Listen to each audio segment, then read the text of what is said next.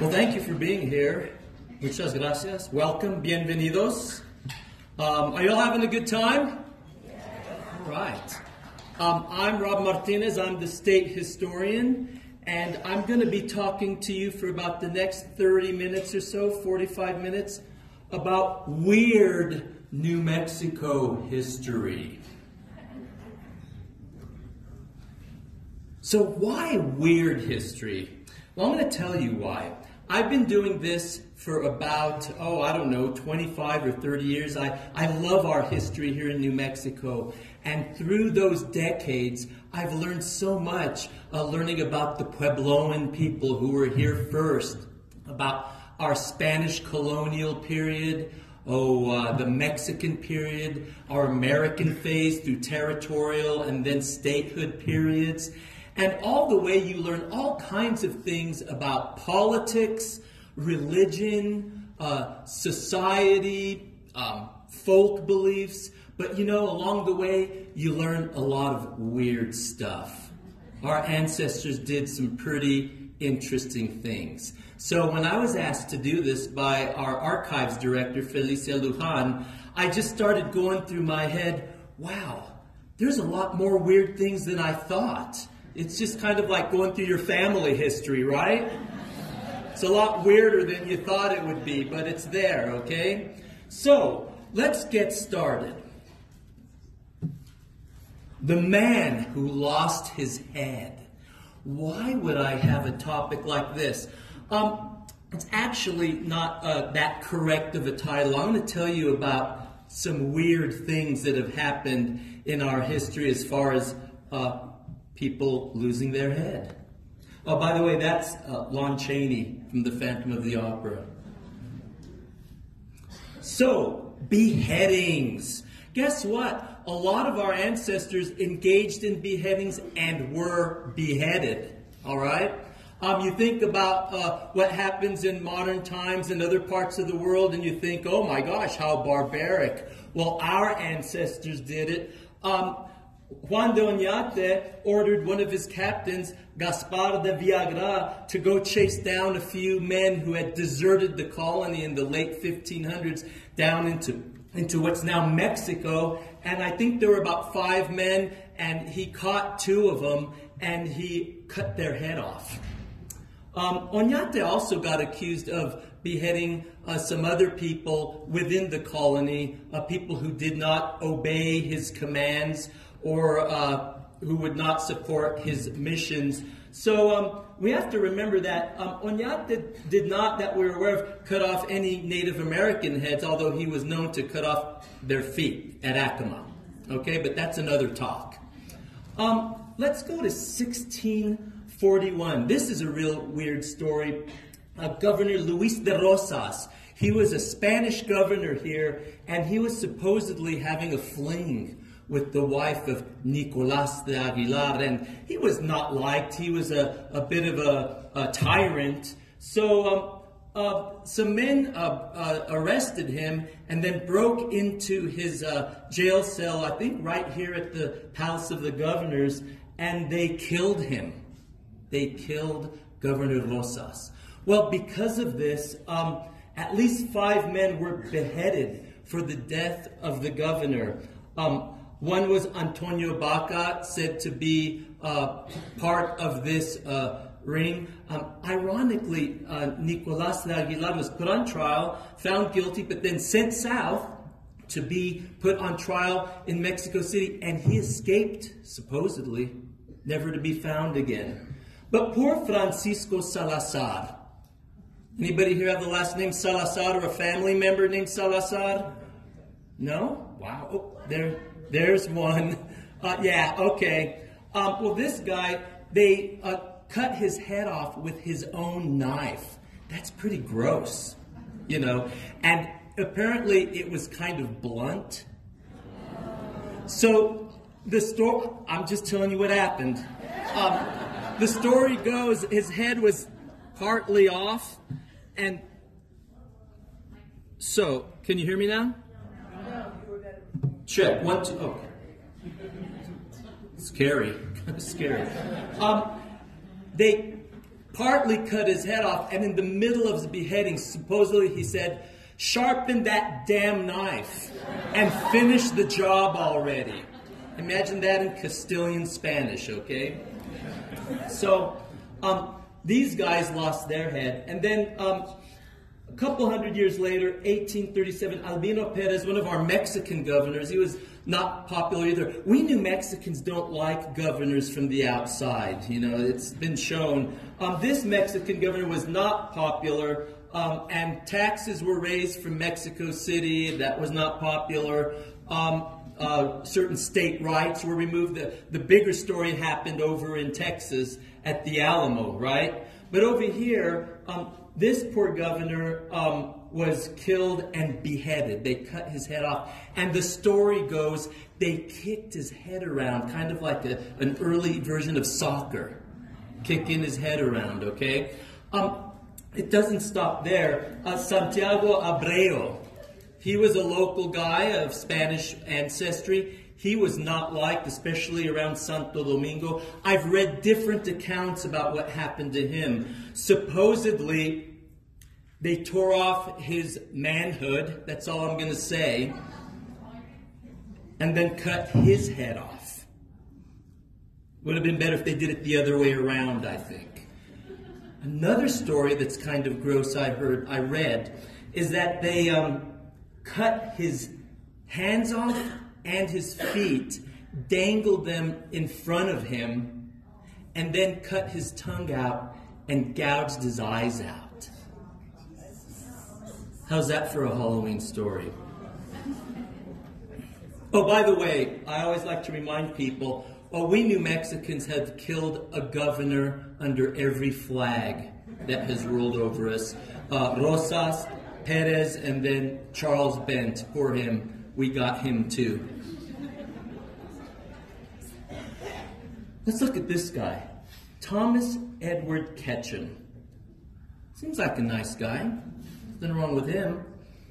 Well, there was a botched hanging on April 26, 1901 at Clayton, New Mexico. Ketchum supposedly had a difficult childhood, as many criminals do. He tried to be a farmer, a rancher in New Mexico and Texas, but in 1892 he turned to a life of crime. He was a train robber and turned into a murderer. In 1895 he killed John Powers in Texas. The law eventually caught up with him, and in Clayton a public execution took place. There's an image of this guy having the noose put around his neck. He's a pretty big guy, pretty heavy guy. And apparently there's a bit of a science that goes into hanging a person. You'd think they just put the rope around him and push him over a ledge and that's it. But they actually tested this mechanism with a bag that weighed, I don't know if it was full of dirt or what, but it weighed about 200 pounds, and they tested it. Well, what it did was it stretched the rope, and the rope went rigid, got hard. And so when they hung this guy, his head was separated from his body. There's a photo that's kind of morbid. There's the guys that are sitting there. It says right there, body of Blackjack after the hanging, showing head snapped off. If you can see the body, there's where the head is supposed to be, all the way to the left, and the head's up front there. I hope you have a strong stomach. The good news is for the burial, they sewed his head back onto the body, so there is some humanity in there.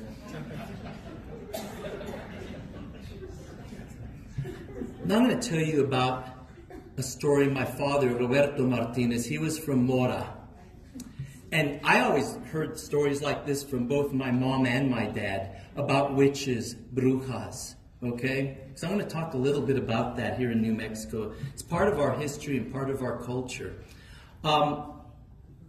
My dad used to tell me the story of El Hombre Sapo, the toad man of Taos, which actually, it's hard to tell when you do research on this whether it took place in Taos or Mora, but it was a very popular story.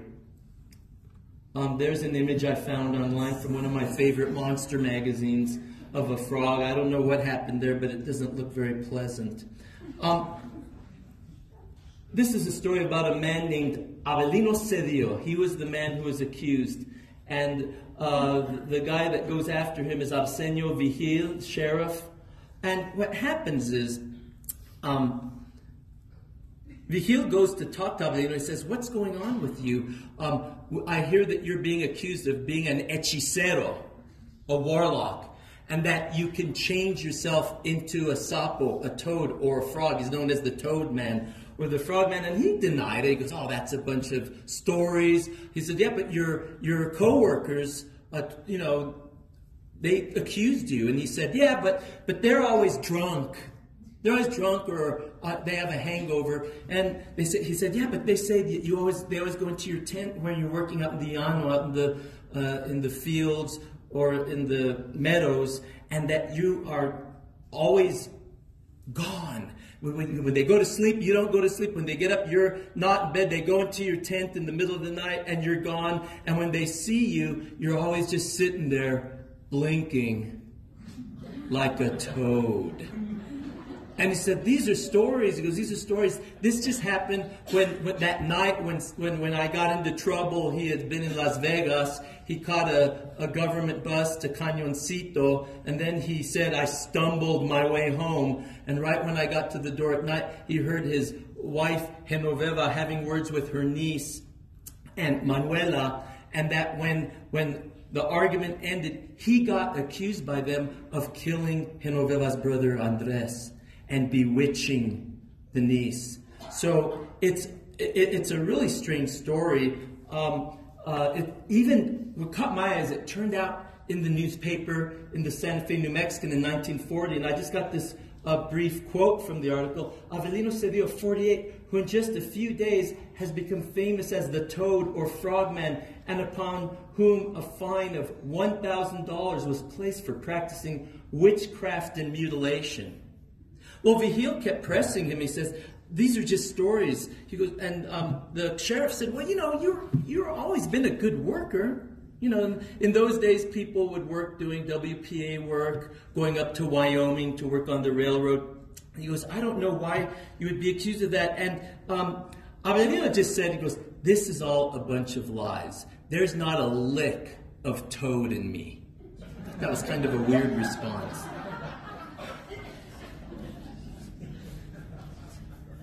One of the questions I often get when giving talks about New Mexico, questions always come up about penitentes and witchcraft, brujeria, but always part of the witchcraft stories and history are about curanderas. And I'm always asked, is there a connection between folk healers and witches and sorcerers in New Mexico? Sometimes there are connections, because what happens is curanderas are often the people that, or curanderos, by the way, there are men who are folk healers too. Sometimes people who are believed to be bewitched will go to a curandera and they'll get healed, and then they'll get in trouble because the magistrates, the local officials, or the priest will say, "Well, why do you know so much about curing? You must know something about bewitching," which sometimes moves them into the category of being witches or brujas. There's another cool image. It's a little sexy, but that's Lon Chaney as a male witch, actually. Brujas or curanderas. There's an image of probably from the early 1900s to maybe even into the 1920s, supposedly of curanderas and parteras. That would be obviously folk healers and midwives. And again, they could get into trouble, parteras, if a lot of the babies they delivered would die or would get sick. So they would be often accused of mal ojo, or casting spells on babies. So I'm going to tell you a little bit about the brujas and hechiceras of Abiquiu. Rick touched on this in his presentation, and it's a whole story. There's a lot of stories and cases in the government and church documents of New Mexico about supposed witchcraft and sorcery cases, but the most notorious one would have to be Abiquiu in the 1750s and 1760s. As Rick said, he and Malcolm Ebright have a book called The Witches of Abiquiu about this topic. That's a commercial. You could go buy that book. It's a really good book. And I also have done a lot of research, but I just want to tell you that I was reviewing this story. It's incredibly detailed, but two women turn up as powerful hechiceras at Abiquiu. Atole caliente, that means hot gruel. Raise your hand if you've ever had atole for breakfast. Okay, a lot of hands are going up. It's delicious, right? But this woman was called Atole Caliente, and her partner was Petrona La Come Gainas. These were Genisara Indians, and a lot of times it was Native American people or black people or people of mixed blood ancestry who were accused of being witches and sorcerers. But in this case, we see these folks going back and forth in Abiquiu. People are getting sick. They're having their food poisoned. Okay, and there's accusations of ensorcelment, poisoning of food, but also some people are being accused by the priest, Fray Juan Jose Toledo, and other people in the pueblo. They're being accused of entering into a pact with the devil, okay, and conjuring spirits and practicing sorcery and witchcraft on the people at Abiquiu and people outside of the pueblo in places like Santa Cruz de la Cañada. So in one instance, there's a case where these ladies are posing as curanderas. What would happen is they'd come down with this illness that would infect the stomach, the intestines, causing fever, hallucinations. Some people supposedly died. Their teeth would blacken. They would become dehydrated, and ultimately blood would burst out of their mouth and their nose, and their stomach would open up. I know it's gross, but we have a story to tell. It gets worse, so hang on. Buckle up. Supposedly, in one of these instances, the stomach would open up the poor victim, and there'd be insects, beetles and worms and all kinds of stuff. So this is going back and forth. One of the curanderos is an Indian man named Antonio. But what would happen, as you can imagine, it's a bit of a hysteria in Abiquiu. So these ladies would pose as curanderas and supposedly go into the home of the afflicted and then try to cure them. But when they would leave, the people would be even worse off. So they would you had this kind of moving identity of people as, in the document, you read it, they're sometimes accused of being hechiceras or hechiceros, but sometimes they're also accused of being curanderas or curanderos. Even the priest is bewitched. Rick mentioned that his predecessor, Father Ordóñez, that was killed supposedly by Abiquiu witches.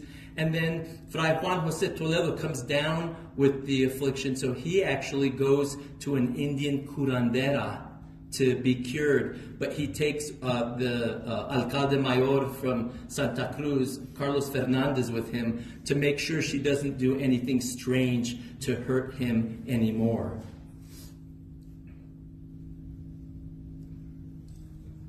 Oh my gosh, forgot about that. More about Abiquiu, the possessions and exorcisms at Abiquiu. You know, one of the nastier side effects of practicing witchcraft and sorcery, brujeria and hechiceria, according to the Catholic Church and according to the manual of exorcism that Fray Juan Jose Toledo had with him, he had it in his possession. That's a pun, you guys, you can laugh. He had that at Abiquiu, at his mission church. We know that from inventories. Is demonic possession. Okay? I mean, this is something that you could see in cases, not just in New Mexico, but if you look at cases of possession and exorcism in Northern Europe, places like Germany, England, and even into Spain and Mexico, a lot of times there's a connection between this spiritual illness demonic or spirit possession and the practice of witchcraft. In other words, the idea that evil is invited into your life. So, I mean, that image, if you don't know, is from the movie The Exorcist. And the original case that was based on happened in 1949 to a little boy in Maryland.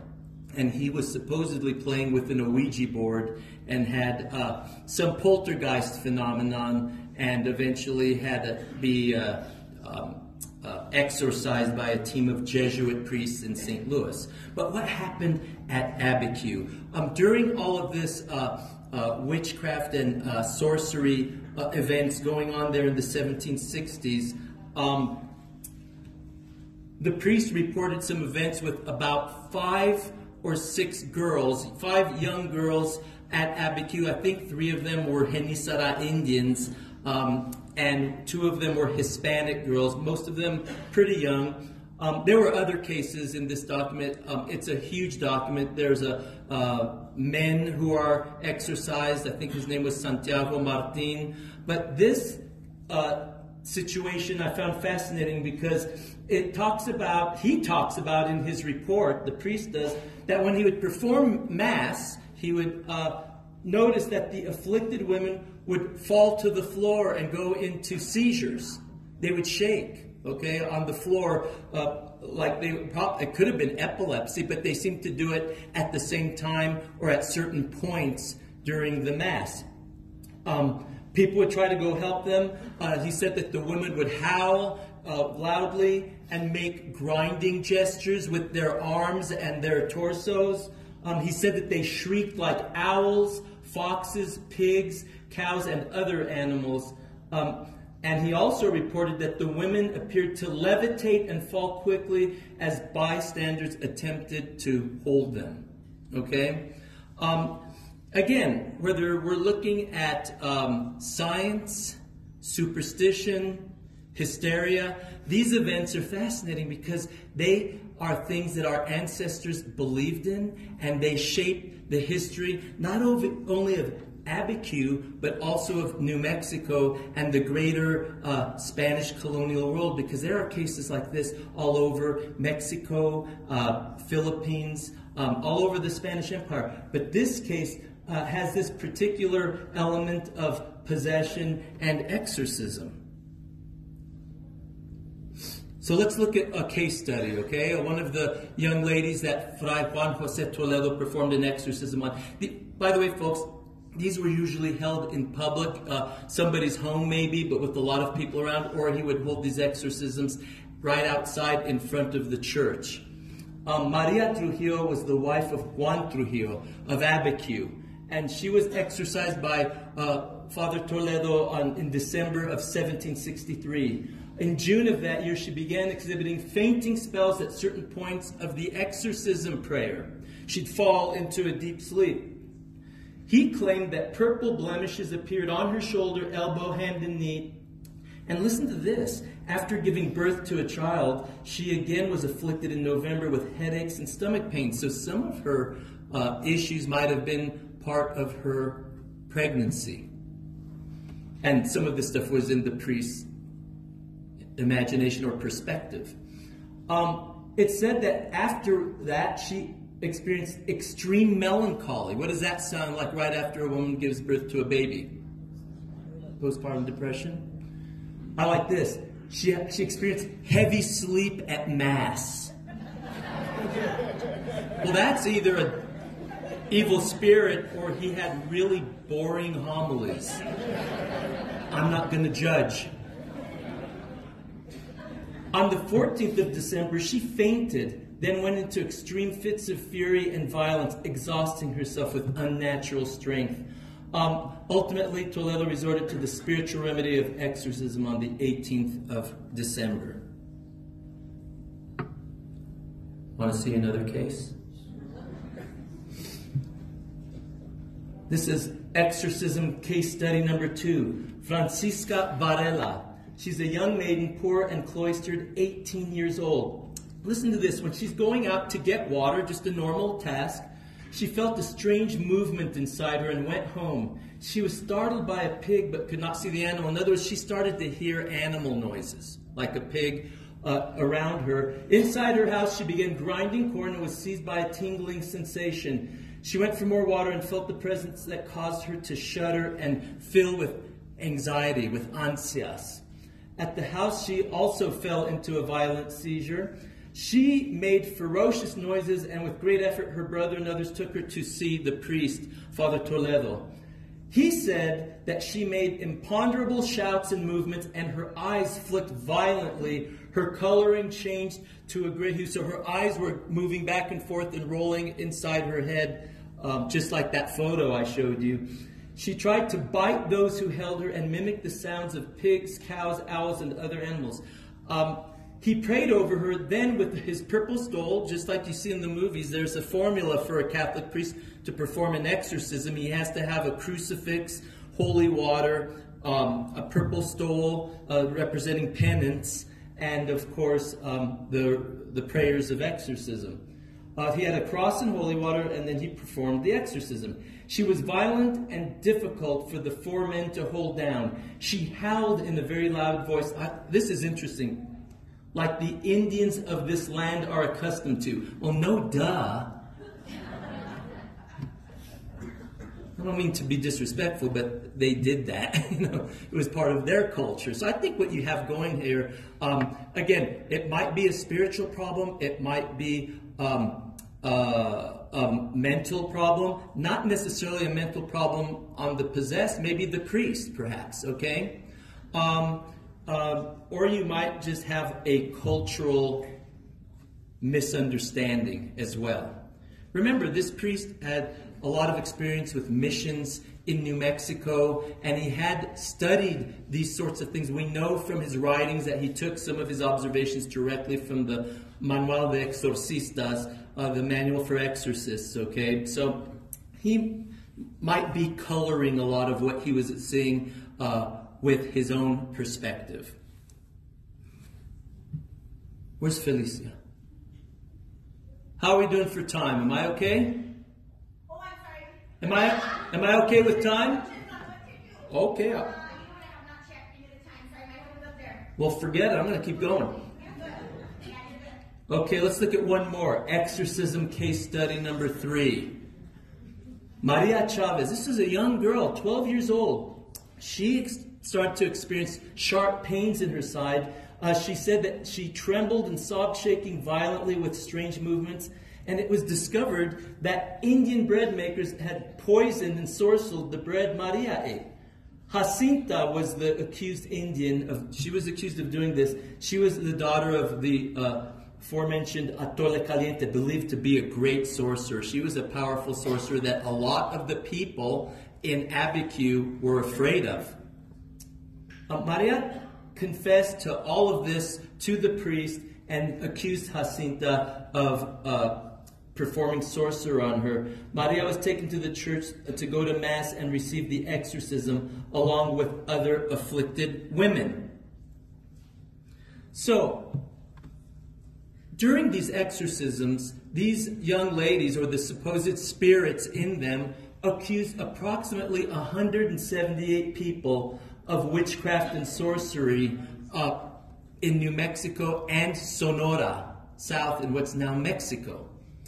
Eventually, the so-called invading spirits were calmed. Ultimately, this case made its way down to the Holy Office of the Inquisition in Mexico City. The accused, there are about 12 people accused of sorcery. You've heard some of the names: Atole Caliente, Petrona, La Come Gallinas. Men too: Miguel Ontiveros, Agustin Tagle. These were Genízaro Indians, and they were they were first imprisoned and then sentenced by the governor at the time, Tomás Vélez Cachupín. And some of them were put in homes to work in servitude. Others were put in obrajes, sweatshops, to work. One tried to escape, so was sentenced to life servitude. But, they were put in people's homes. Could you imagine that? Tomás Martín, we're going to have Atole Caliente living with you and working for you. The Inquisition actually, it was fascinating, the sentence that was handed down. The Inquisition actually said this is not witchcraft or sorcery, and this is superstition. And the Inquisition wrote, the lawyer for the Inquisition wrote and said, it's actually the priest's fault. That the priests in general were not learning the Genízaro native languages, and they were not Christianizing these people thoroughly. So that's what the Inquisition said. And as far as the accused, they said, we're not going to do anything about that. There's a whole list of these people in the document. They said, we're not going to do anything about that. Those were evil spirits or demons making the accusations, and they're liars, and we cannot give them any credence. So that ended that case. So there were no burnings or killings of witches here.